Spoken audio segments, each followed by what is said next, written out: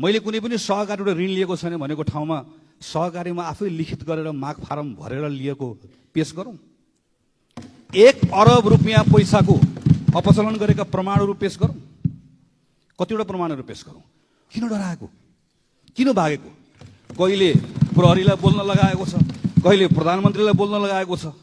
हुँदा हुँदा कानुनले भन्छ महान्यायाधिवक्ताले कुनै प्रभावमा पर्नु हुँदैन। यहाँ त प्रभाव होइन, झुकाव राख्नु हुँदैन भन्छ। झुकाव होइन, महान्यायाधिवक्ता त झुक्दा झुक्दा। मलाई त्यो साथीहरूले गर्ने कमेन्टमा एउटा बाख्रा बाख्रा बाख्रा भनेर आउँछ, एउटा प्रमाण प्रमाण प्रमाण भनेर आउँछ है। सहकारीसँग जोडिएको केही प्रमाणहरू छन् जुन प्रमाणले उहाँ दोषी भएको कुरा देखाउँछ।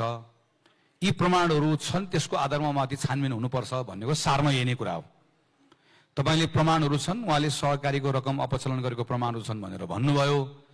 त्यो प्रमाण खोइ, त्यो प्रमाण खोइ, त्यो प्रमाण खोइ भनेर चाहिँ मलाई बेला बेलामा त्यो रिप रिप रिप भनेको जस्तै दुईटा आउँछ। मलाई त्यो साथीहरूले गर्ने कमेन्टमा एउटा बाख्रा बाख्रा बाख्रा भनेर आउँछ, एउटा प्रमाण प्रमाण प्रमाण भनेर आउँछ होइन। अब मैले यसलाई दुईटै कुराको उत्तर दिनु पर्ला जस्तो लाग्यो है। एनिवे मैले त्यही भएर चाहिँ यो के गरौँ, मैले खालि एउटा सानो एउटा टेक्स्ट मैले रेफरेन्सलाई ल्याउनुपर्छ होला भनेर ल्याएर राखेको। मान्य रवि लामिछानेको नाममा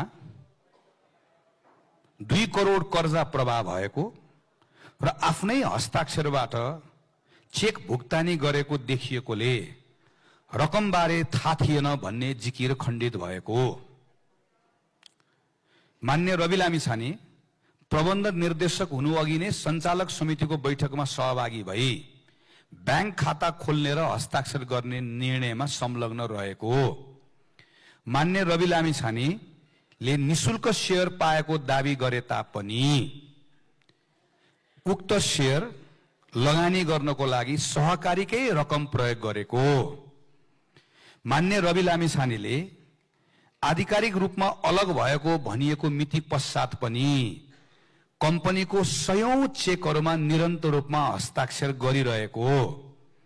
मान्य रवि लामिछाने कर्मचारीको रूपमा मात्र नभई कम्पनीको सञ्चालनमा सारभूत प्रभाव पार्ने हैसियतमा रहेको अन्य कर्मचारीको बयानले समेत स्पष्ट पारेको। मान्य रवि लामिछानेले सुप्रिम सहकारीको रु 10 करोड 79 लाख गैर कानुनी रूपमा गोर्खा मिडियामा लगी संगठित अपराध गरेको दावी रहेको।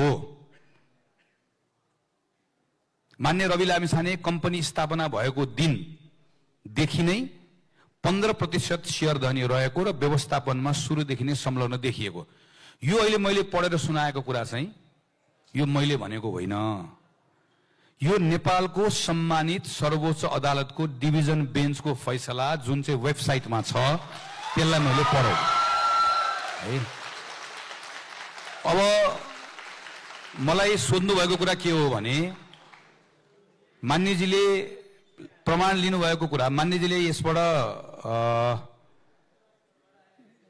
कर्जा प्रवाह भएको प्रमाण छ, कर्जा लिनुभएको प्रमाण छ। अब यही भन्छ निजको नाममा कर्जा प्रवाह भएको र आफ्नै हस्ताक्षरबाट चेक भुक्तानी गरेकोले रकम बारे थाहा थिएन भन्ने जिकिर खण्डित भएको।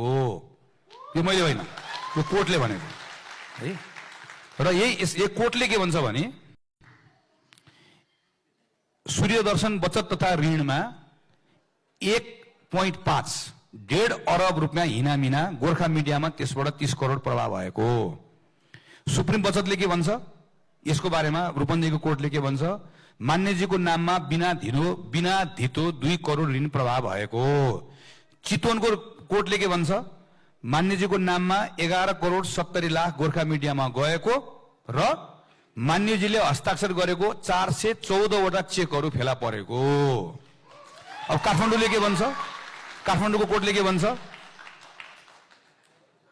5 करोड 8 लाख दाबीको बारेमा सञ्चालकहरूसँग मिलोमतोमा ऋण प्रवाह भएको। पर्साले के भन्छ फेरि 1 करोड 50 लाख रुपियाँ मान्यजीले चाहिँ व्यक्तिगत रूपमा ऋण लानु भएको। अब यो सबै मैले एउटा पनि मैले भनेको होइन यो। मलाई अहिले भन्ने मन पनि छैन, खास मलाई यो विषयमा प्रवेश गर्ने मन पनि थिएन। तर अब मैले प्रतिज्ञा पत्रमा छलफल गरौँ भनेर पठाएको क्वेसनमा पनि अब रिप रिप रिप रिप भनेर पठाइदिएको छ।